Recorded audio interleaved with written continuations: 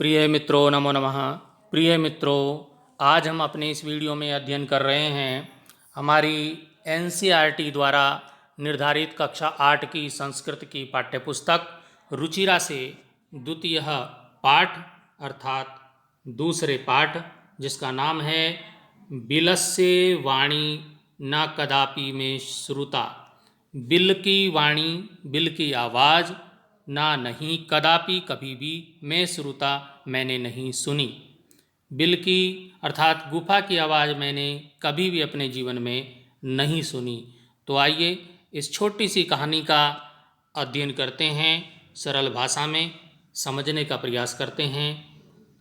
प्रस्तुत पाठ संस्कृत के प्रसिद्ध कथा ग्रंथ पंचतंत्रम के तृतीय तंत्र कोकोलुकीयम से संकलित है।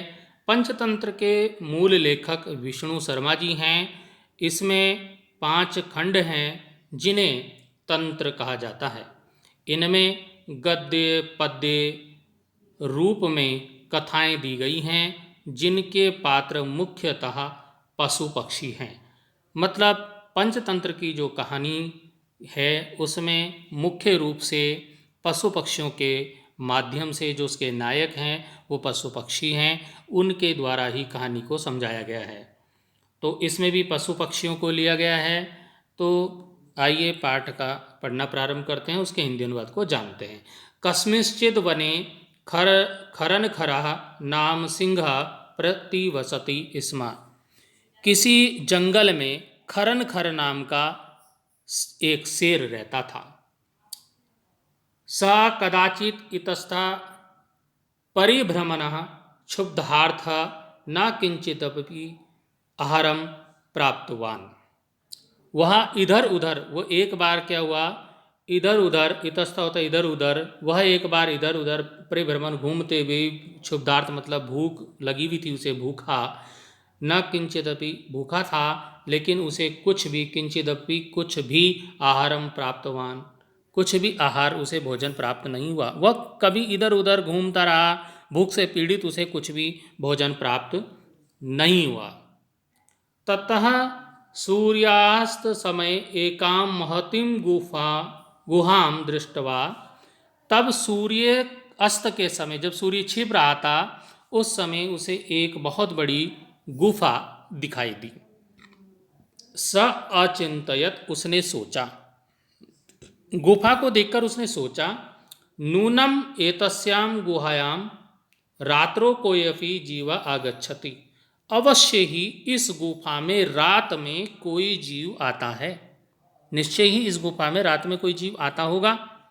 अतः इसलिए अत्रैव निगूढ़ो, यही छुपकर, निगूढ़ो भूत्वा छिपकर, तिष्ठामि बैठता हूँ इति।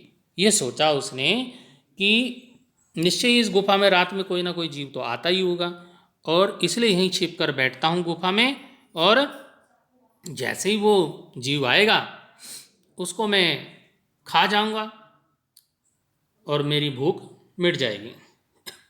एतस्मिन् अंतरे गुहाया स्वामी दधिपुच्छ नामकः श्रृंगालः समागच्छत्। इसी बीच कुछ समय बाद गुफा का स्वामी, जिसका नाम था दधिपुच्छ, दधिपुच्छ नाम का श्रृंगाल, श्रृंगाल होता है गीदड़, समागच्छत वहाँ पर आ जाता है। इसी बीच कुछ समय बाद गुफा का स्वामी दधिपुच्छ नाम का गीदड़ वहाँ आ गया। अब गुफा के अंदर तो शेर छिपकर बैठा था, तो गीदड़ बाहर आया।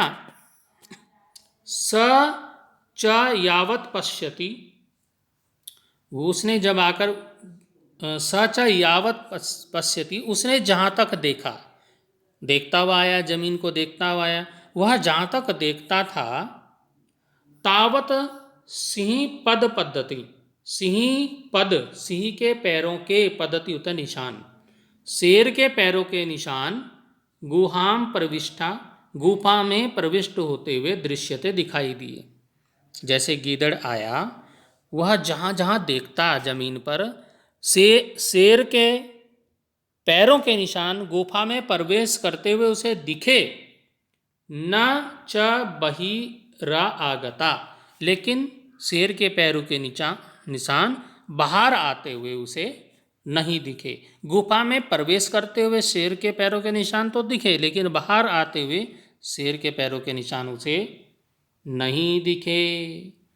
तो गिदड़ ने सोचा, श्रृंगाला अचिंतयत, गिदड़ ने सोचा, अहो विनिष्टो अस्मि, अरे मैं तो मर गया, मर जाऊंगा, अगर अंदर जाऊंगा तो मरा। नूनम अस्मिन बिले सिंह अस्तीति तर्कयामी, निश्चय ही इस गुफा के अंदर, गुफा में शेर है, ऐसा मैं सोचता हूँ, ऐसा मेरा दिमाग कहता है। तत्किम करवाणी, तो क्या करूं, अब क्या करूं, मैं सोच रहा हूं। एवं विचिंत्य, यह सोचते हुए, सोचा उसने, सोच करके वो बोलता है कि क्या मुझे क्या करना चाहिए, ऐसे तो मैं मर जाऊंगा। तो यही सोच करके वो दूर से बोलता है, कुछ क्या बोलता है, दूरस्था रवम कर्तुम आरब्धा, दूर से उसने आवाज लगाना शुरू कर दिया। रवम होता है पुकारना, आवाज लगाना उसने शुरू कर दिया दूर से ही। दूर खड़ा हुआ और वहीं से उसने दूर खड़े होकर आवाज करना शुरू कर दिया। अब क्या आवाज की उसने, अपने बिल को बोला, अपनी गुफा को बोला, भो बिल किम ना स्मरसी, हे बिल, हे गुफा, क्या तुम्हें याद नहीं है, यन्न मया त्वया सह समया कृतोस्ति, कि मैंने तुम्हारे साथ क्या समझौता किया था, मैंने तुम्हारे साथ समझौता किया हुआ है, मेरा और तुम्हारा समझौता हो रखा है। यत यद अहम वाह्यता, यत की जब मैं बाहर से प्रत्यागमिष्यामि, बाहर से वापस आऊँगा, मेरा ये तुमसे समझौता हो रखा है गुफा, कि जब मैं बाहर से वापस आऊँगा, तदा त्वं माम आकारयिष्यसि, तब तुम मुझे बुलाओगी, पुकारोगी। हे बिल, क्या तुम्हें याद नहीं कि मैंने तुम्हारे साथ समझौता किया है कि जब मैं बाहर से वापस आऊँगा तब तुम मुझे बुलाओगी।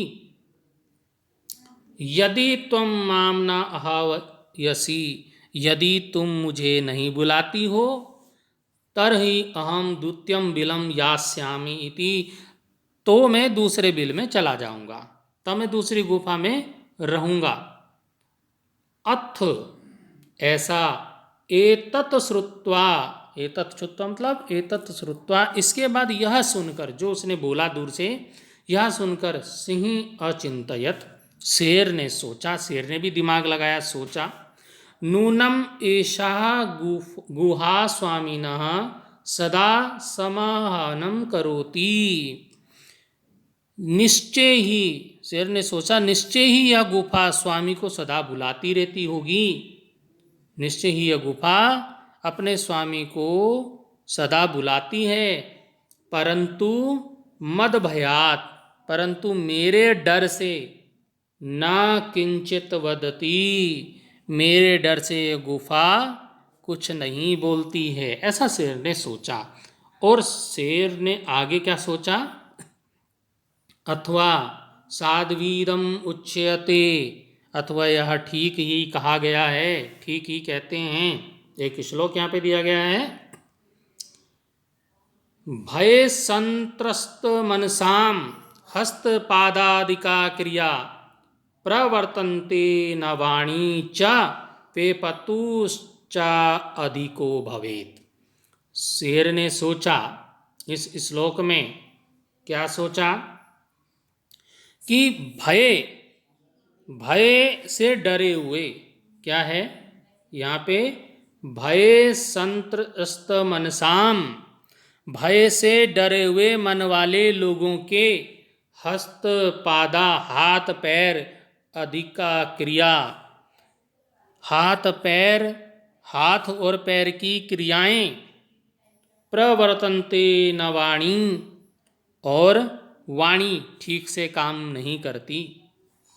उसने सोचा कि जो भय से डरे हुए मन वाले लोगों के हाथ पैर की क्रियाएं और वाणी ठीक से काम नहीं कर पाती हैं, वे पथु होता है घबराहट, कंपन, चा अधिको भवेत, और ऐसे लोगों की घबराहट भी अधिक हो जाती है, कांपना शुरू कर देते हैं। शेर ने सोचा कि ये गुफा मेरे से डर गई है, इसलिए ये कुछ नहीं बोल रही, अपने स्वामी को नहीं बुला रही है।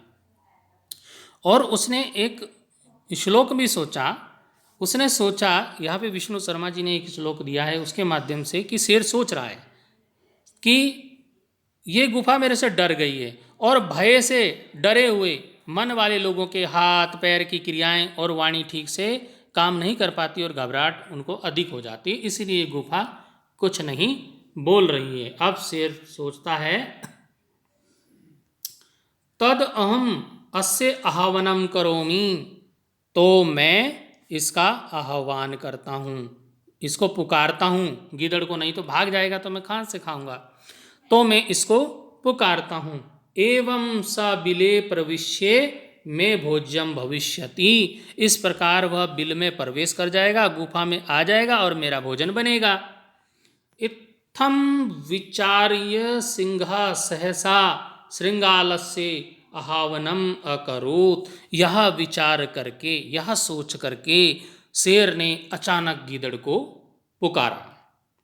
अब जब अचानक शेर, अब शेर तो शेर है, शेर तो बहुत तेज ध्वनि में आवाज करता है, तो क्या हुआ कि जब अचानक से उसने बोला, सिंहस्य उच्च गर्जनम प्रतिध्वनिना सा गुहा उच्चे श्रृंगालम आह्वयत, सिंह ने, शेर ने ऊंची आवाज में, शेर ने जोर से आवाज में गर्जने की, शेर की जोर से गर्जने की प्रतिध्वनि से, अब जब पहाड़ों में गुफाओं में बोलता है कोई बहुत तेजी से तो वहाँ आवाज़ गूंजने लगती है, वही आवाज़ लौट लौट के आती है। ठीक उसी प्रकार से शेर की जोर से गर्जने की प्रतिध्वनि से उसकी आवाज़ लौट लौट के वापस आई, तो वह गुफा जोर से गीदड़ को पुकारता है, गीदड़ को पुकारता है शेर जोर से। तो इससे क्या हुआ, तो वहाँ पर जंगल में और भी पशु रहते थे, उनका क्या हुआ, अनेन अन्यपि पशवा भयभीता अभवन, अन्य इस प्रकार दूसरे जो पशु थे वो भी भयभीत हो गए शेर की आवाज़ सुन करके। श्रृंगालो अपि तत दूरम पलायमाना, और गीदड़ भी क्या हो गया, गीदड़ ने भी जब वहाँ से आवाज़ सुनी तो गीदड़ ने भी वहाँ से दूर भागते हुए यह पढ़ा, एमम पठत, यह पढ़ा, दूर भाग गया, वो पलायमान हो गया, वहाँ से भाग गया। और उसने ये श्लोक अंत में ये सोचा, क्या ये श्लोक है हमारे पास, तो इस श्लोक में क्या कहता है गीदड़, अनागतम यह कुरुतो स शोभते, अनागतम आने वाले, जो आने वाले दुख का उपाय करता है, अनागतम या कुरुते सशोभते वह शोभा पाता है, जो आने वाले दुख को, इस लाइन का अर्थ है कि जो आने वाले दुख को का उपाय करता है, कि दुख आने वाला, जैसे कि गीदड़ को पता चल गया कि मेरे पास दुख आने वाला है, क्योंकि शेर अंदर तो गया गुफा में, बाहर नहीं आया, निशान उसके हैं पैरों के, तो उसने सीआईडी वालों की तरह सोचा कि, क्या सोचा कि जो आने वाले दुख का उपाय तो करता है। उसने सोचा कि शेर अंदर तो गया लेकिन बाहर नहीं आया, तो उसने कहा कि अब तो मैं मरा, लेकिन उसने दिमाग से सोचा, अब उसे दुख का पता चल गया कि मेरे ऊपर विपत्ति आने वाली है। तो इस लाइन का, इस पंक्ति का अर्थ है कि जो आने वाले दुख का उपाय करता है वह शोभा पाता है। दूसरी पंक्ति हमारे पास, ससोच्यते यो ना करोते अनागतम, और जो आने वाले दुख का उपाय नहीं करता है वह सोचते, वह दुखी होता है। जो आने वाले दुख का उपाय नहीं करता है वो दुखी होता है, जो आने वाले दुख का उपाय कर लेता है वो शोभा पाता है, वो सुखी रहता है, और जो नहीं करता वो दुखी रहता है। दो लाइन का अर्थ हुआ। अब तीसरी पंक्ति क्या कहती है? तीसरी पंक्ति कह रही है वने अत्र संस्थस्य समागता जरा। अब गीदड़ सोचता है कि वने अत्र, इस वन में, संस्थस्य रहते हुए, समागता जरा, कि यहाँ वन में रहते हुए मेरा बुढ़ापा आ गया। समागता जरा, बुढ़ापा आ गया, जरा जरा जरा में नहीं हो गया बुढ़ापा। तो इस वन में रहते रहते मैं बूढ़ा हो गया हूं। परंतु बिलस्य वाणी न श्रूयत कदापि में श्रुता। क्या मतलब हुआ इसका? कि बिल की वाणी, गुफा की वाणी मैंने कभी भी नहीं सुनी। गिदड़ ने सोचा कि यार मैं इस जंगल में रहते रहते बूढ़ा हो गया, मेरा बुढ़ापा आ गया, परंतु मैंने कभी गुफा की आवाज नहीं सुनी, और अंदर से बोल रहा है, इसका मतलब खतरा है, जान बची तो लाखों पाए, भाग जाओ बस यहाँ से, लौट के बुद्धू घर को आए। तो इस प्रकार से गीदड़ ने भागकर वहाँ से जान बचाई, अपनी बुद्धि का प्रयोग किया। तो इसलिए इस पाठ का जो नाम दिया गया है बिलस्य वाणी ना कदापि में श्रुता, बिल की आवाज़ मैंने कभी भी नहीं सुनी है, यह पाठ का नाम सार्थक हुआ। तो मित्रों, इस पाठ में कुछ कठिन शब्द भी आए हैं, तो कठिन शब्दों का अर्थ भी यहाँ पे हम शब्दार्थ के माध्यम से आप जान सकते हैं। आपकी पुस्तक में दिया है, आप पुस्तक से शब्दार्थ को समझ लेंगे। जैसे कि हमारे पास शब्द है कस्मिंश्चित्, कस्मिंश्चित्, इसका मतलब होता है किसी वन में।